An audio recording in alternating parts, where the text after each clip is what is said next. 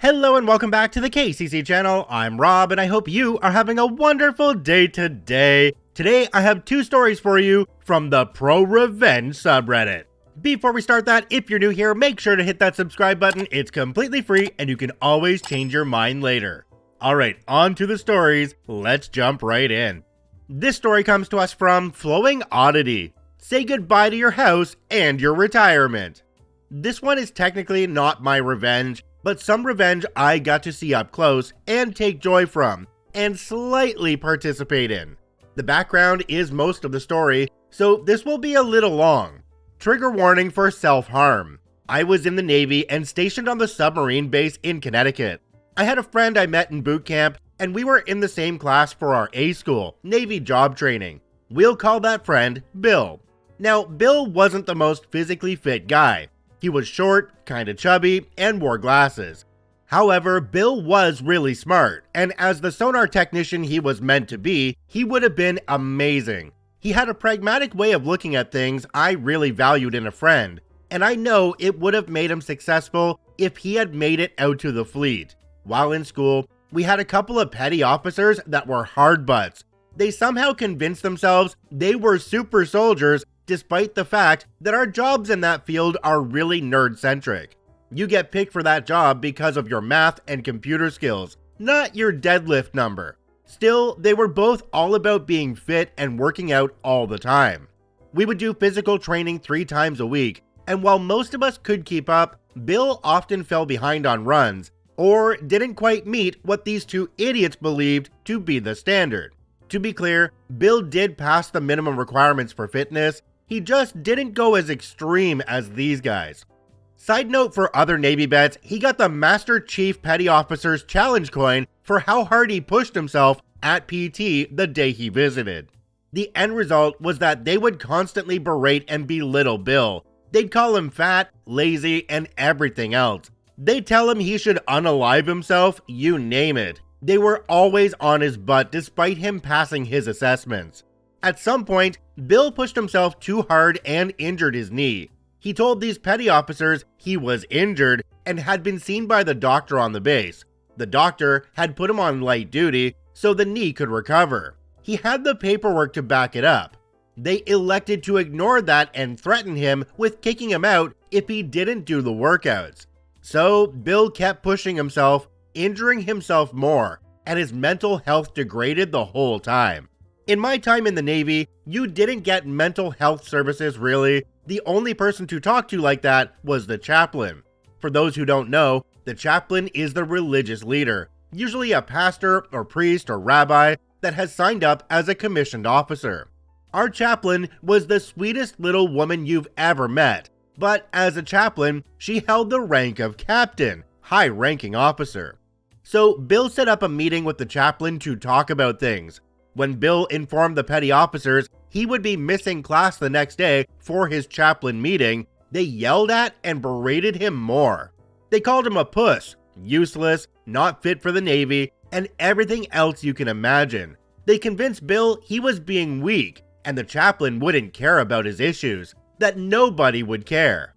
They promised to make life even harder if he didn't show the next day, so he canceled his meeting. Evidently, bad luck hit, and that night, his girlfriend was also breaking it off with him. She wasn't worth his time or money, but he couldn't see that. That night, I awoke to a 3 a.m. call from Bill.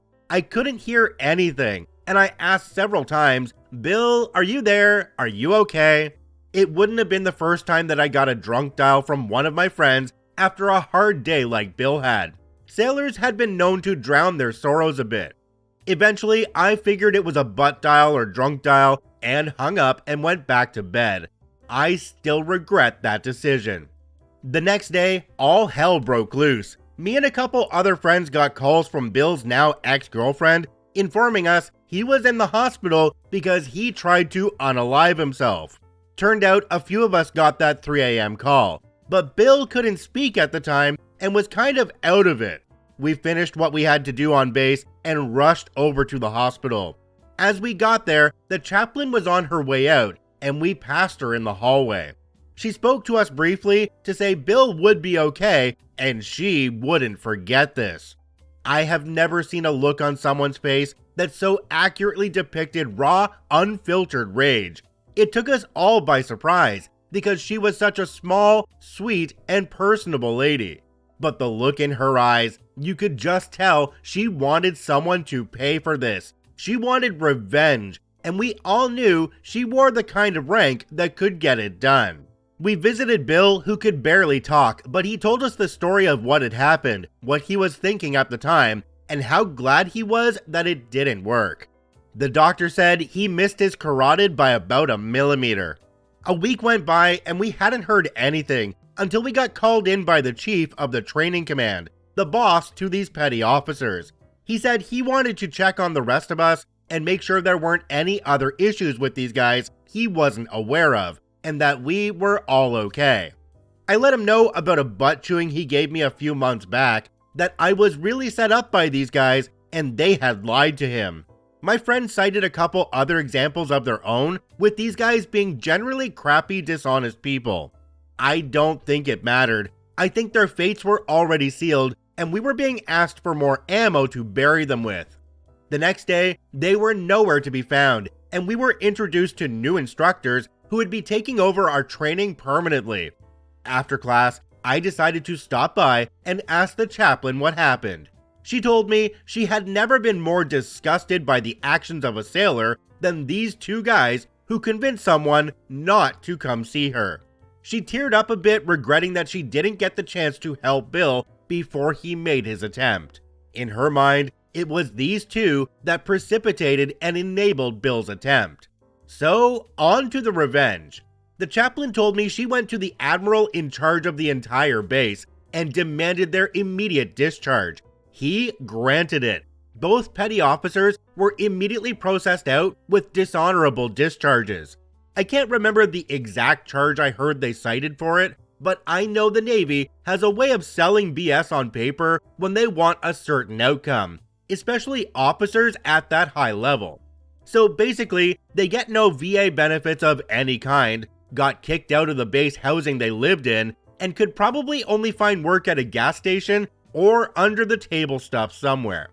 Also, I know from someone else who got the boot that the Navy only pays for a single bus ticket to get you back home, not your family or any of your belongings.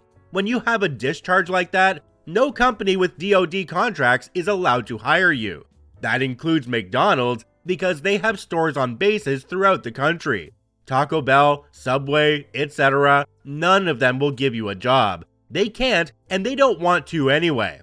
So I don't know where these guys went or what became of them, but I know their lives were irrevocably ruined.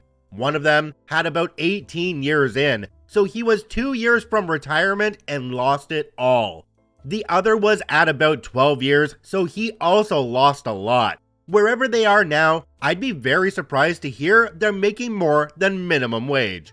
As for Bill, well, he made a full recovery. He got a full medical discharge, which is an honorable discharge that meant E5 pay for the rest of his life, full benefits, and a referral to a counselor in his home state once he got back there, all paid for by the Navy. We lost touch over the years, but I did see on Facebook he got himself together, became a police officer, and got married. Jumping down to the comment section on this one, there's one from a user called Zackle74. It says, "That chaplain is an effing boss. I could just feel the look on her face through your text. When the little old smiley person is showing that kind of rage, crap is about to go down. There is nothing more terrifying than the anger of a quiet person." Another commenter down below called EveningAd2820 said, "Unfortunately, there's no shortage of buttholes in the Navy. Doesn't sound like much changed since my wife and I served. We've got some experience with a certain senior medical officer thinking he's a god, and his Lieutenant Brown-noser that would need surgical extraction from the medical officer's butt if he came to a sudden stop. It's been over a decade, and I still wouldn't hit them in the face with a bucket of piss if they were on fire. I've never been in the military myself, but I have done a bunch of retail and financial jobs in the town with Canada's largest Air Force base. Now, I can say that most of the people in the military here are wonderful people. but there are a bunch of jacked up buttheads as well, and they just want to make everybody's life miserable. It really is unfortunate that it takes an event like the one that happened with Bill to make these people get their just desserts. This story comes to us from Maximum Power 4088, Metered On-Ramps. Back when metered on-ramps were first installed on the main highway in my town in Oregon, the interval between lights on the ramp I used daily was 15 seconds. Cars would be backed up onto the adjacent feeder streets, and you could be stuck for 15 to 20 minutes on the ramp. Took a bit of research to find out that it wasn't the city or county, but ODOT, Oregon Department of Transportation, that controlled them. After repeated complaints and no action, I finally got the names of the 2 ODOT traffic engineers responsible for setting the light intervals. I made numerous voicemails, and finally had one discussion, but still no fix to the issue. Well, back in the day, early 2000s, we still had phone books, and both these engineers had listed home phone numbers. I got a 4x8 piece of plywood and painted and lettered it. Tired of these idiotic ramp lights? Call the ODOT engineers responsible for them. Dennis with his last name and his phone number, Bill with his last name and his phone number, and let them know what you think. I stood with it on the side of the ramp for 2 days, 4 p.m. to 6 p.m. The next day, I get a call from one of them, don't remember which, begging me to stop. I said, fix the effing lights. You'll stop with the sign? Fix the effing lights. Okay. The very next day, they had a survey crew out there in the afternoon to count cars.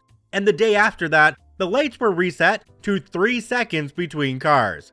Bottom line, when dealing with the government, until those personally responsible are held accountable in a manner that inconveniences them or scares them, they will continue to abuse the public, whether from negligence, incompetence, or malice. But bring it home to them, and they will, grudgingly, change their ways. Jumping down to the comment section on this one, there's one from a user called Alcohol Prep. It says, really, 3 seconds is a reasonable spacing of cars on the road.